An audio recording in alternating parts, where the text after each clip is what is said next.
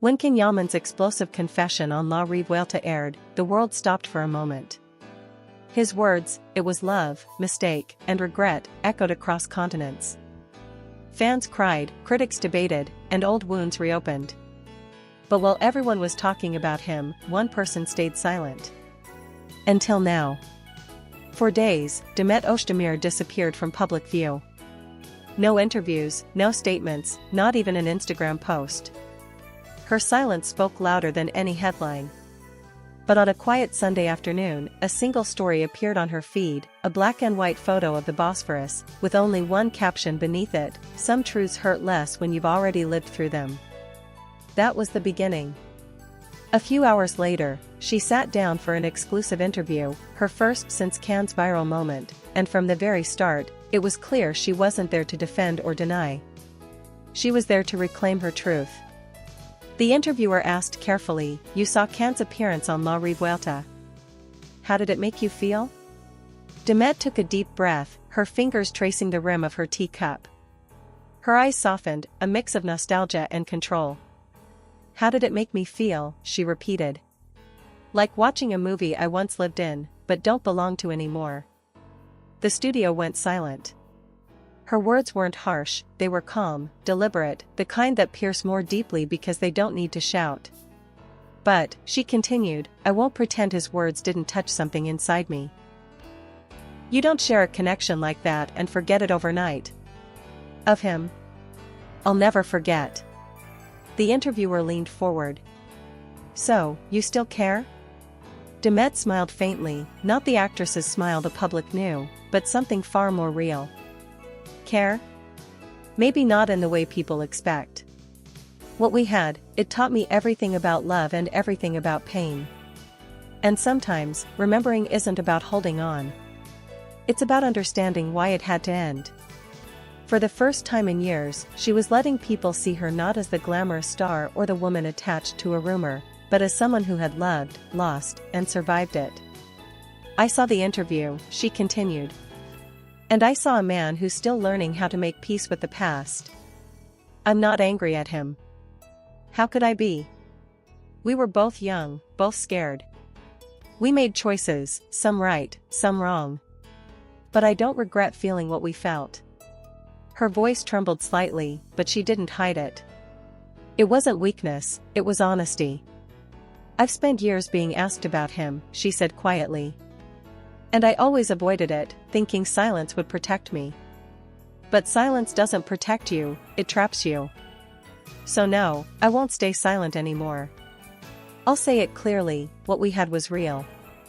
And yes, I'll never forget him. But that doesn't mean I'm waiting." The interviewer sat back, speechless. The air in the room was electric, not because of anger, but because of truth. As the camera stopped rolling, Demet leaned back in her chair, exhaled slowly, and whispered something barely caught by the mic. He spoke his truth. "Now I've spoken mine." The world had waited for her response. And she had given them something far more powerful than revenge, she had given them closure. The interview hit the internet like lightning. Within minutes, hashtags flooded every corner of social media, hashtag Demet speaks, hashtag of him I'll never forget, hashtag Demet and Can. Fans around the world were stunned, not just by what she said, but by how she said it. Calm. Honest. No accusations, no bitterness. Just truth. Journalists called it the most graceful response to heartbreak ever seen on television. News outlets replayed her words on loop, "Of him I'll never forget." Every network analyzed her tone, her expression, the hidden meaning in her silence between sentences. Clips spread like wildfire. A moment of Demet touching her cup, pausing before speaking, it became the most replayed 5 seconds on Twitter that night. Someone added soft piano music behind her words and posted, "This is how healing sounds." Within hours, it had millions of views. Meanwhile, her phone wouldn't stop vibrating. Friends, colleagues, even producers she hadn't spoken to in years reached out. "You were incredible," one text read. "The whole world is feeling this." Another said simply, "You spoke with class. He'll see it." And he did. In Rome, Yaman watched the interview alone in his apartment. The city outside was buzzing with life, but inside, there was only silence and the sound of her voice echoing through his TV. When she said of him, "I'll never forget," his jaw tightened. He closed his eyes, his hand resting on his chest as if to calm the ache that rose inside. He smiled, but it was a sad smile. "You never forget," he whispered to himself, "and neither do I." He replayed the interview twice. Each time, he caught something new, a tremble in her voice, a flicker of emotion in her eyes. It wasn't anger. It was truth. And that truth hit him harder than anything he'd said on La Revuelta. In Istanbul, the city buzzed like it hadn't in years. For once, the narrative wasn't about gossip, it was about two people who had loved each other deeply, publicly, and imperfectly. Demet's name trended in over 20 countries. Every major magazine wanted her on the cover. But she refused most requests. Instead, she stayed quiet again, this time not to hide, but to protect her peace. That night, she sat on her balcony, the Bosphorus shimmering below. The air was cold, carrying whispers of the sea and distant laughter. She thought of him, of how he used to look at her between takes, how he'd make her laugh without trying, how everything between them had felt too big for words. And for the first time in a long while, she didn't feel pain. She felt gratitude. She whispered softly into the night, "You see, I never hated you. I just needed you to know I survived it." Down below, Istanbul moved on, lights dancing on the water, just as it always had. But somewhere in Rome, at that exact same moment, Ken stood on his balcony, looking at the same moon, the same one that had watched over them when everything was new. Two cities, one story, still connected by something invisible, something that hadn't ended, just changed shape. Neither of them knew it yet, but fate wasn't done. The world had seen two confessions, two hearts laid bare. But destiny, as always, had one more chapter waiting. In the days that followed, everything around them seemed to move faster, the interviews, the headlines, the social media frenzy. Yet for both Can and Demet, time itself had slowed down. It was as if the world outside was running in fast forward while their hearts were stuck in a loop, replaying the same words over and over again. For Demet, the silence after her interview felt different this time. It wasn't heavy or suffocating like before, it was cleansing, almost peaceful. She had finally spoken what had been trapped inside her for years. Still, when she woke up in the mornings, there was a strange emptiness in her chest, not sadness, but a quiet ache that came from knowing she had closed a door that would never fully lock. Her team urged her to keep riding the momentum. "We should do more," her manager said. "Talk shows, interviews, maybe a magazine cover about moving on." But Demet only smiled faintly. "No," she said softly. "I've already said enough. Some stories don't need to be retold. They just need to rest." Behind the calm facade, though, she was thinking of him, wondering if he had heard her words, if he understood what she truly meant when she said, "I'll never forget." Across the sea, in Rome, Can's world was quietly falling apart. He had tried to bury himself in work, but every set felt empty, every line he delivered hollow. The confession on La Revuelta had been meant to heal him, to free him, but instead, it had reopened everything. And hearing her response had only deepened the wound he thought he had learned to live with. One evening, he found himself scrolling through clips of her interview again. The way she looked into the camera, steady, fearless, soft, it destroyed him and soothed him at the same time. He paused at her words, "I'll never forget him." He whispered to himself, "Then why do I feel like she already did?" That night, he couldn't sleep. He poured himself a drink and stepped onto his balcony. The Roman sky was clear, the city lights reflecting in his eyes. He remembered her laughter, the way she'd tease him for overthinking, the way she'd always say, "You're not as strong as you pretend to be." And she was right. He wasn't. He thought about calling her, not to talk, not to fix anything, just to hear her voice. But fear stopped him. Fear of what she might say, or worse, what she wouldn't. Meanwhile, Demet sat in her living room, the same spot where she had watched his confession weeks before. Her phone buzzed, another message from a journalist asking if she had any words for Ken now that he'd gone silent. She didn't answer. She didn't need to. Instead, she took out her diary, the one she hadn't touched in years. On the first blank page, she wrote, "I didn't respond to hurt him. I responded to remind him that love doesn't disappear, it transforms." She closed it and smiled sadly. Both of them had finally spoken. Both had been heard. Yet the distance between them, the unspoken, the unsent, the unfinished, still lived like a heartbeat between two cities. Ken sat under the Roman sky, Demet under the Istanbul moon. Two different worlds, the same silence. The world believed their story had ended. But in truth, something had just begun, not between them, but within them. A quiet realization that some loves don't fade with time, they simply wait for the right one. The buzz eventually began to fade. The media found new stories, the fans moved on, but the quiet between Ken and Demet only grew louder. Their names weren't trending anymore, but their story still lived in whispers, in fan edits, in late-night radio songs, in the small moments when their eyes would drift to the same memories. Demet returned to work, burying herself in a new project, a dramatic film that, ironically, told the story of two lovers torn apart by fate. Every scene she filmed felt too familiar. The lines blurred between the character she was playing and the woman she really was. The director praised her performance, calling it her most emotional work yet, but only she knew why the tears on camera looked so real. One afternoon, during a break on set, she received a message from an unknown number. It wasn't words, just a single photo. A skyline. Rome at sunset.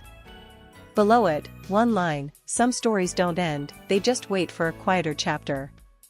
Her breath caught.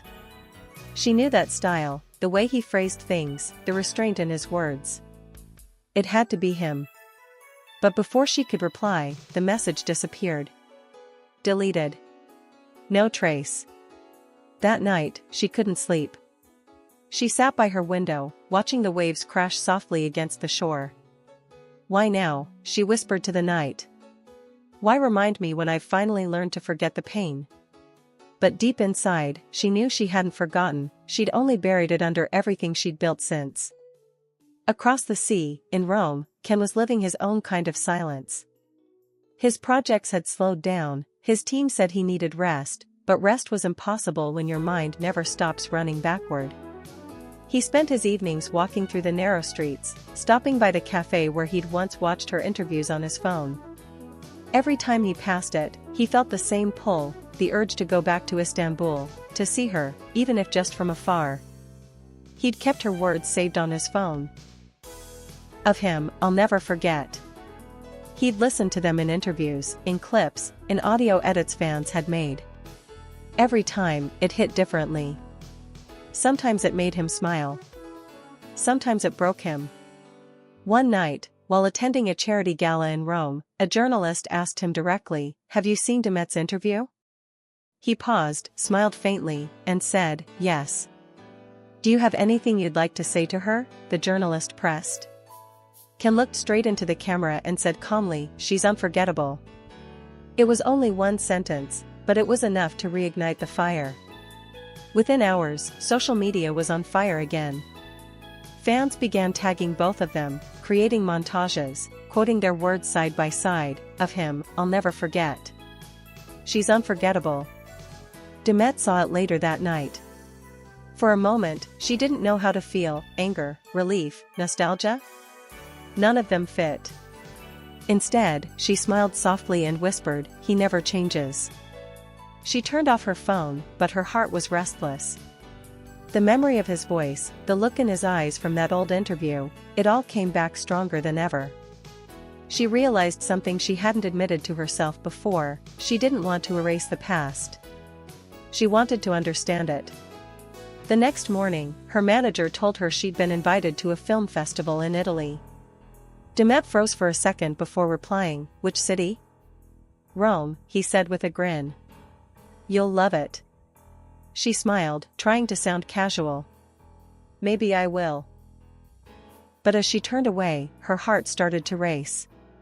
She didn't believe in coincidences anymore, not when it came to him. And while Rome prepared to welcome her, somewhere in that same city, Yaman stood by his window, staring at the night sky, unaware that fate was already writing the next scene. The plane touched down in Rome just as the sun began to dip below the horizon. The sky was painted in orange and violet streaks, that same bittersweet palette Demet had seen in her dreams for weeks. She looked out of the small oval window, her chest tightening with a strange mix of anticipation and unease. She wasn't sure what she was expecting. Maybe nothing. Maybe everything. Her team was waiting for her at the airport, smiling and cheerful, but she barely heard them. She put on her sunglasses and her calmest expression, the one that said I'm fine even when she wasn't.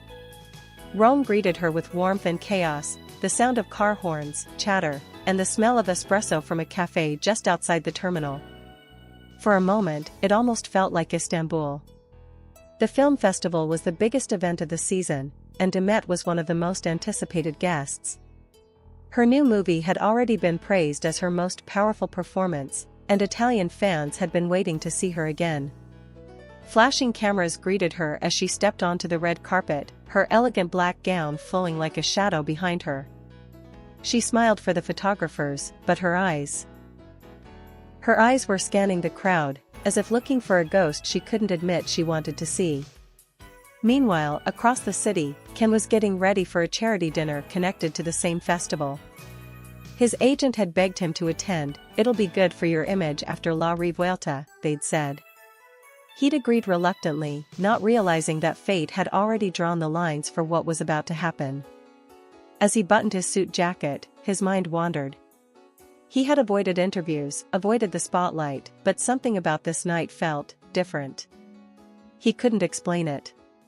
There was an unease in his chest, the kind you feel when your heart knows something your head doesn't. By the time Demet's film premiere ended, the city was buzzing. She had received a standing ovation, critics were calling her radiant, vulnerable, unforgettable. But she couldn't shake the feeling that her night wasn't over. As the applause faded, she stepped out onto the terrace of the theater, away from the crowd. The cool Roman air hit her face, and for the first time, she breathed deeply. Below, the city glowed, streetlights, cars, laughter echoing from far away. And then she heard it, a familiar voice. Not close, not clear, but unmistakable. It was him. Her heart stopped. She turned slowly, her pulse quickening. Through the glass doors, across the crowd of guests and journalists, she saw him, Yaman, standing near the entrance, dressed in black, speaking with someone from the press. His posture, the way his hand brushed his hair back, the faint tiredness in his eyes, it was all the same, yet completely different. He hadn't seen her yet. For a few seconds, she just stood there, frozen in time. All the noise of the city disappeared. All the lights blurred. It was like the world had folded into this single moment, her breath, his silhouette, and everything they'd once been. Her friend touched her arm gently. Demet, are you okay? She nodded slowly, but her voice trembled. Yes. I just didn't expect to see him. Her friend followed her gaze and sighed softly. Maybe it's time you did. Demet smiled faintly, her throat tight. Maybe. Inside, Ken finally turned his head, and for a split second, their eyes met. Across the noise, across the people, across all the time that had passed, their worlds collided once again. Neither smiled. Neither moved. But in that silent exchange, something shifted, a recognition, a quiet surrender. The crowd kept moving, the cameras kept flashing, but for them, the world had stopped. She turned away first, not because she wanted to, but because she was terrified of what might happen if she didn't. He exhaled deeply, running a hand through his hair. So it really is her, he whispered under his breath. The night wasn't over. Not yet. And somewhere deep inside both of them, that invisible thread, the one that had stretched between Istanbul and Rome, pulled tighter than ever before. The gala dinner was already in full swing when Demet finally arrived at the Grand Hall. The sound of violins filled the air, and hundreds of guests mingled beneath glittering chandeliers. She walked in gracefully, her black gown trailing softly behind her, every eye turning to her for a moment, but she noticed only one. Ken was standing near the far end of the room, glass in hand, surrounded by a few journalists. But the moment she entered, his voice faltered mid-sentence. Their eyes met again, this time without the barrier of a crowd. The air shifted, heavier, electric, inevitable. She hesitated, unsure whether to walk toward him or turn around and leave. But before she could decide, he moved first. Slowly, deliberately, through the sea of people and flashing lights, until they stood only a few steps apart. For a few seconds, neither spoke. The orchestra's music faded into the background, replaced by the pounding of two hearts that still remembered too much. "Demet," he said softly, his voice lower than she remembered, rough, uncertain. She smiled faintly, her breath shaky. "You came." He let out a small laugh. "I could say the same to you." She tilted her head slightly. "Seems fate likes dramatic settings." "Fate has good taste," he said, and for a moment, she almost laughed, because that was exactly something he would have said years ago. They stood there, suspended in a silence so thick it felt like time itself was holding its breath. Around them, the world kept spinning, music, laughter, champagne glasses clinking, but none of it reached them. Finally, he broke the silence. "I saw your interview." "I know," she said quietly. "I saw your response." He nodded. "Then I guess we've both said what we needed to say." "Maybe," she whispered, but not to each other. That was it. The invisible wall between them cracked. He took a small step closer. "Then let's say it now." She met his gaze, and all the emotions she had spent years trying to control came rushing back: anger, love, regret, tenderness. "Why now, Ken?" she asked. "After all this time, after everything that's happened, why say all that on television instead of to me?" He took a deep breath, his eyes softening. "Because I didn't think I had the right anymore. And maybe I still don't. But I needed you to know that I never stopped caring. That I never forgot."